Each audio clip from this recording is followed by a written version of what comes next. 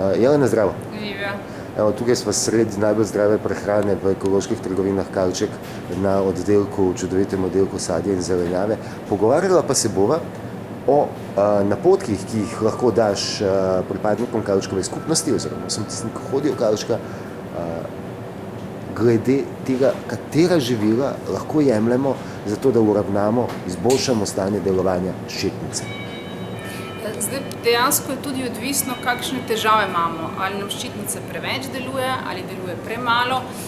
In glede na to bomo uživali živila, ki so primerna pri takih težavah. Zdaj, pri ščitnici je zmeri to, da je zelo pomembno, da uživamo zadostno količino joda, ker ga je itak premalo tudi v naši prehrani. Nekoč so ga dodali, pa tudi zdaj nekaj dodajamo v rafinirano sol. To pa ni najboljši vir joda.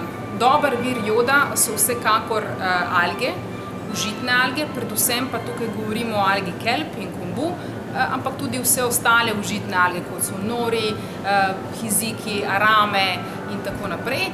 Vključno recimo tudi z mikroalgami, kot sta spirulina in klorela.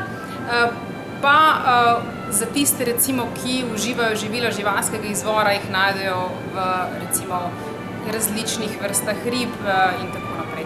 Tako da to so dobri viri joda.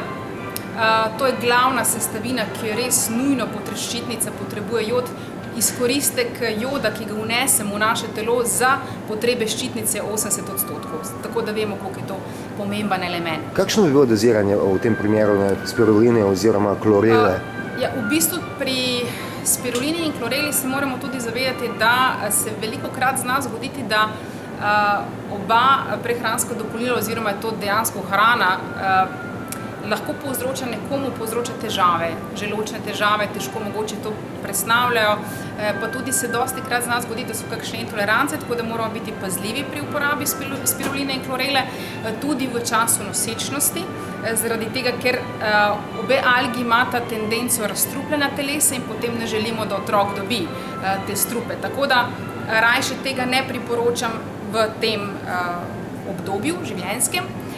Ampak kakšne so količine? Recimo, če užijamo spirulino ali klorelo v prahu, potem lahko začnemo z 1 čajno žličko za odrasle osebe, lahko pa tudi uživajo otroci. Posebej to velja za spirulino, ki je lahko prebavljiva, ponavadi več težav povzroča klorela. Uživamo jo izključno po hrani, ker na tak način se tudi lažje prebavlja. In na tak način, da recimo otrokom dajemo spirulino, pol čajne žličke, tam nekje, ali 1/4 čajne žličke do pol čajne žličke otrokom tam od 6. meseca naprej.